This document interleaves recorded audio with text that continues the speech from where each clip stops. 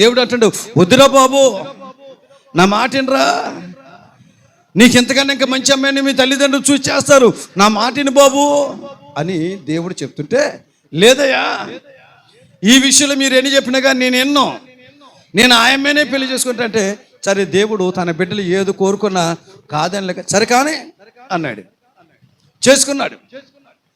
ఆ అమ్మాయిని చాలా ఇష్టపడి పెళ్లి చేసుకున్నాడు. చేసుకున్న తర్వాత కొన్ని రోజులు బాగానే సాగింది ఆ సంసారం, కొన్ని రోజులు బాగానే ముచ్చటగా వెళ్ళింది ఆ సంసార జీవితం.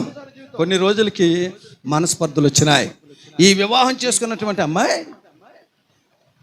ఇతని ప్రేమతో పెళ్లి చేసుకోలేదు, ఒక ప్రణాళిక ప్రకారం ఒక కుట్రతో పెళ్లి చేసుకుంది.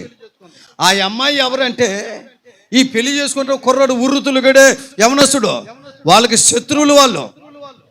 ఆ అమ్మాయికి సంబంధించిన శత్రువులు ఈ అమ్మాయిని పురుకొల్పి, నువ్వు వేదంగా సరే వాడిని లవ్లో పెట్టి పెళ్లి చేసుకోమని చెప్పి ఆ అమ్మాయిని మొబలైజ్ చేస్తే వీడిని ఆ అమ్మాయి ప్రేమించి నటించి పెళ్లి చేసుకుంది. జరిగింది ఏంటంటే, యేసు ప్రభు వద్దన్న కానీ నాకు ఆ అమ్మాయి కావాలని పెళ్లి చేసుకున్నాడే, ఒకరోజు వీడి కష్టాల్లో పడ్డాడు, ఇబ్బందుల్లో పడ్డాడు, శ్రమలు మొదలైనాయి. ఎలాంటి కష్టాలు వచ్చినాయి అంటే, ఎలాంటి శ్రమ వచ్చిందంటే, చివరి ఆఖరికి ప్రాణం పోయే పరిస్థితికి వచ్చేసింది, చనిపోవటానికి దగ్గరికి వచ్చేసాడు. చివరాఖరికి ఎలాంటి పరిస్థితి, ఒక చోట అతన్ని కట్టేసి ఎందుకు పనికిరానోడు చేసి గుడ్డోడుగా చేసి నిలబెట్టేశారు అతన్ని.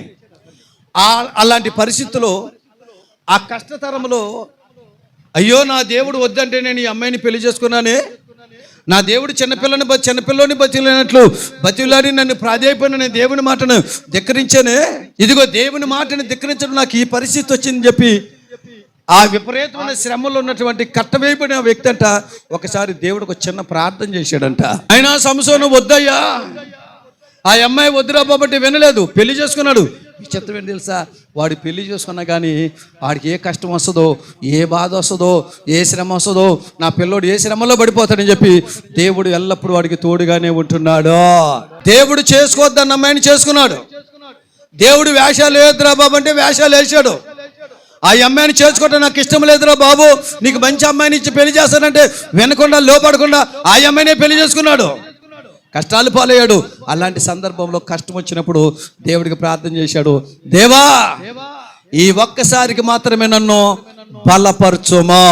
దేవుడికి విరోధమైన కార్యం చేసిన, దేవుడి మార్గాల్ని విడిచిపెట్టి లోక సంబంధమైన మార్గాలను అనుసరించిన, దేవుడు చేయొద్దన్న పని చేసిన, దేవుడికి ఇష్టం లేని గోత్రం నుంచి అమ్మాయిని పెళ్లి చేసుకున్నా, ఒక్కసారి నన్ను జ్ఞాపకం చేసుకో, దయతో నన్ను బలపరచమన్నప్పుడు దేవుడు అతన్ని జ్ఞాపకం చేసుకున్న దేవుడు, బలపరిచిన దేవుడు. ఈ రోజున మన కూడా దేవుడు బలపరచబోతున్నాడు.